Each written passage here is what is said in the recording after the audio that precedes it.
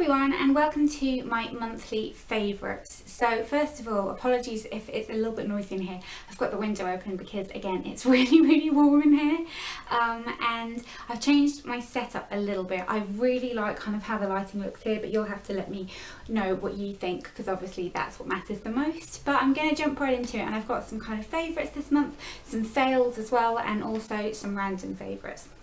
But the first favourite I've got here is a hair tool, and you'll know that I've been obsessing over this month, so much so that I haven't actually worn my hair curly all month. But that's also been because I've just been really busy in the evenings and working and stuff, and I haven't really kind of felt like it. But the Cloud 9 Original Wand is just the best hair tool you will ever need. I have done a full review of this, and I'm going to do a tutorial on how I use it as well. I've just straightened my hair this morning because I wanted to wash it last night and I didn't have time, but this is amazing. I'll link below the video I'm talking about, which is the full review, but this has just been life-changing for me. I love it, and it's kind of been my favourite of this month, so love that.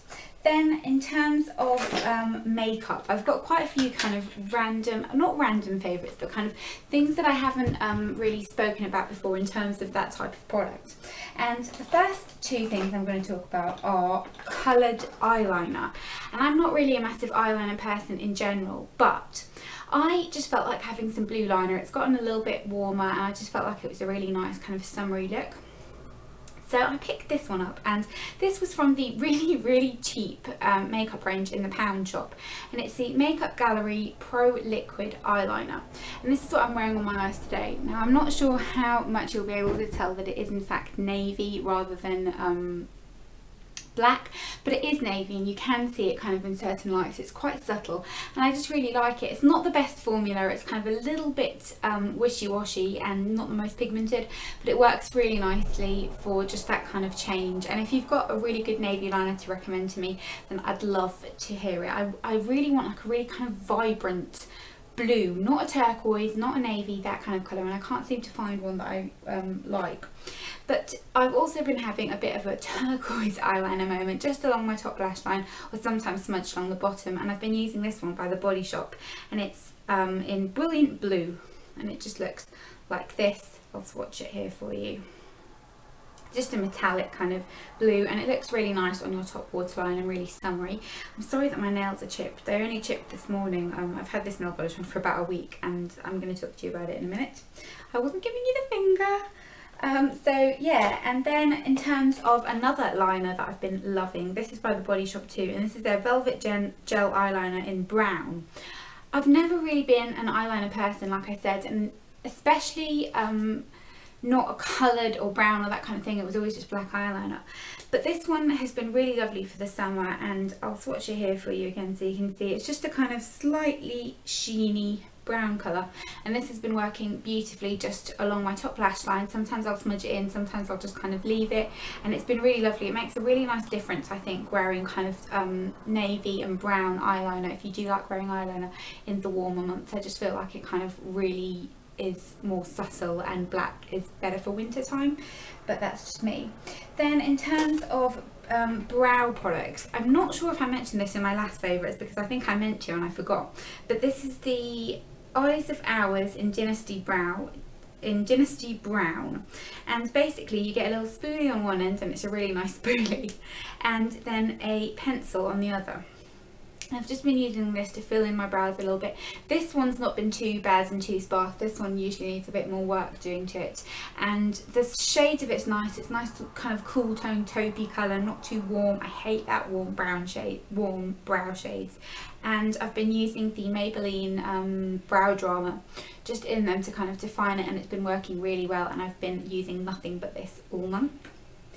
Then in terms of lip products, I have got 3 here, and they are all essentially different shades of peach and pink, but these are the ones that have stood out to me the most this month. The first one is from Revlon, and it is one of their HD lipsticks just in the shade Rose. Doesn't look like anything exciting there, it just looks like your kind of average pink colour, but it is so moisturising and beautiful and just feels lovely on the lips, it smells great, they smell like marshmallows, these lipsticks, and it's just the type of product that I think is easy to just throw on, always looks nice, makes your lips look really moisturised and feels comfortable on the lips, and I've really been enjoying that colour. It's a great one. And then the next one is from Clinique, and this is one of their Colour Pop lipsticks, and this is in Sweet Pop, and this is just a kind of bright pink, more of a kind of spring shade, I would say. And you can see there, it's just a nice kind of bright, vibrant pink. It's not the most flattering on my complexion. I do struggle with kind of more blue tone pinks, they just don't suit me. But this is a really lovely lipstick, and I have been wearing it quite a lot, and I do really like it. My kind of cardi shrug thing keeps moving. It's from Primark, and I really like it. But and then this is from NV Makeup, and it's in the shade Flamenco. I always was calling it Flamingo. Flamenco, like flamenco dancer. Never noticed that before. But this is more of a kind of peachy shade, and just more of a kind of flattering shade on my skin tone, that one right there. Really like that. I like the NV Makeup lipsticks. I think they're some of the best products that they do. So that's it for lip products. Then in terms of nail polish, I have got a couple here that I've been really enjoying. The first one is this one from the Poundland makeup range. I just bought a couple of bits from there to try, just because I thought it might be cool. And the nail polish is from there I really like, and this is in the shade blue, what's it called? Sky Blue. It's just this kind of pale blue colour. Nice chunky brush, they go on nicely. And then I got sent these from Essence, and I must admit I do frequently Essence counter in my local Wilko's quite often, because I just like looking up kind of what's new there. And I had seen these and I kind of thought, oh, they look interesting, and then a package arrived and they'd sent me them. And it's the Essence Gel Polish Base Coat and Top Coat. I've been wearing these pretty much since I got them, so it's been a few weeks now, and I've got an Essence nail polish on today and these over the top, and you can see I've just got a few little areas where it's come off, and I am wearing my nails slightly longer now, which to me always causes more chipping than when my nails are shorter. But I really like these. The base coat I'm not as keen on. It's quite odd. It's kind of got a funny texture. It's almost dry when you put it on, and then it kind of dries it, and it looks a bit rigid, but it goes on nice. And then at the base, the top coat, sorry, is really lovely, really glossy. I mean, you can see kind of, if you ignore that chip in that nail there, they're just really glossy and pretty, and they make your nails feel really strengthened and nice, which I like. So I really like those, and I will continue to use these, and probably will buy them again. They claim to have 60% better lastingness. Extreme shine. The shine part's true, the lastingness I'm not too sure about, but they work really nicely. And then what else do I have? Just some skincare items. Now these, I think maybe I mentioned in last month's favourites, but I have been still really enjoying them, and they're the Nip and Fab Skin Dragon's Blood cleansing pads. They just look like this, so they've kind of slightly textured on one side, smoother on the other. They smell really good, and they just really smooth out my skin. They've made everything look really kind of glowy and nice, and my skin's been quite good lately. So I am kind of attributing it to that, although I am using some different products at the moment. And then my face mask that I've been enjoying this month has been the Balance Me Radiance Face Mask. This is just a sample size I got, but I really like it. I used this last night. It just helps to kind of perk everything up, and it's just a nice kind of face mask if you're not looking for it to do something particular. So if you're not looking for something to draw out impurities or to exfoliate, just something nice to perk your skin up, this is a good choice. And then I also bought this from Eucerin. Now I couldn't find this in Boots, even though they do stock on the website, and I bought this from Amazon, which is another favourite. I love Amazon. It's just, I buy everything on Amazon.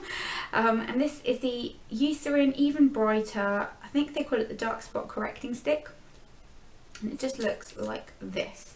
It's got a funny little applicator, and it's basically to brighten up pigmentation, which I have on my cheeks and kind of forehead, a little bit on my upper lip. I've been using this, and I do really think this has been helping. Now to be fair, I have been using a couple of different things, and I've also changed the contraceptive pill, so the hormone balance is different, and I do think it's fading a little bit, but this has definitely been helping. I've noticed it a lot more on this side than on this side. This side's still really stubborn, but I do think that it's helping it go away, and it had really good reviews, so I definitely do like it.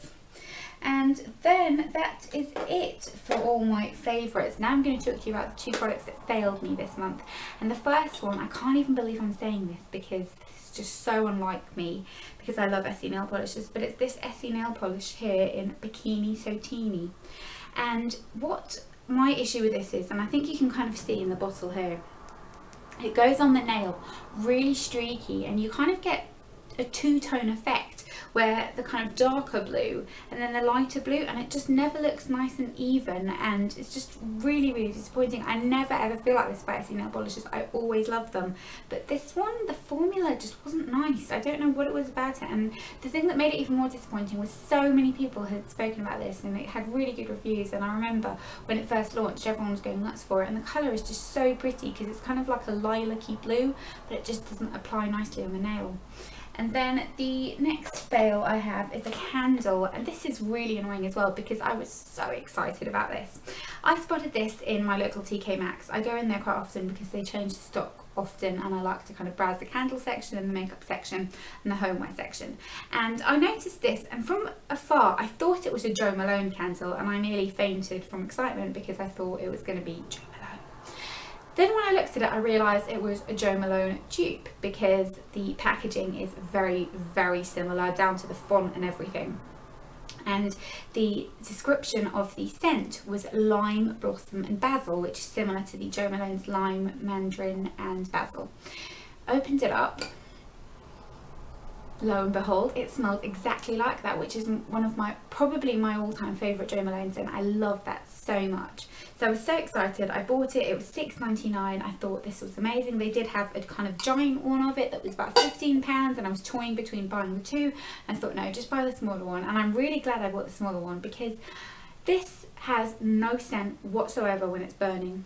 It just does nothing. It looks nice, you know, I'll use it up, but it wasn't even worth the £7 I paid for it because like this, you can smell it, the scent's really lovely, but once you burn it, it has no scent whatsoever. It's just really, really nothing special and not at all what I was expecting. I thought it was going to kind of be a great cheaper candle, and I was already thinking that if I like it, I'm going to go and buy the big size, and that it's, you know, some great brand, and I looked up online and everything.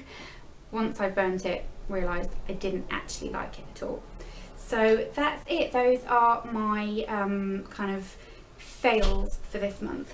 Then in terms of favourites, I have actually dropped my random favourite, which was a book, and I've picked it up now. But I finished this book this month, and it was the book called Dark Places by Gillian Flynn, and it's from the author of Gone Girl, which, you know, I loved, and then after that I read Sharp Objects, which I loved as well, and then I picked this up and I loved this as well. I'll read you quickly what the description on the back says in case you're interested, because someone asked me to do that in a video recently. She said, why don't I ever do that with books? She's right, it's a good idea. So this says, Libby Day was just 7 years old when her evidence put her 15-year-old brother behind bars, but since then she's been drifting. But when she is contacted by a group who are convinced of Ben's innocence, Libby starts to ask questions she never dared to ask before. Was the voice she heard her brother's? Ben was a misfit in their small town, but was he capable of murder? Are there secrets to uncover at the family farm, or is Libby deluding herself because she wants her brother back? She begins to realise that everyone in her family had something to hide that day, especially Ben. Now 20 years later, the truth is going to be even harder to find. Who did massacre the Day family? It was great, as are all of these books, because the writing is just so full of suspense, and if you like very gritty writing, this was great. I loved it, finished it really quickly.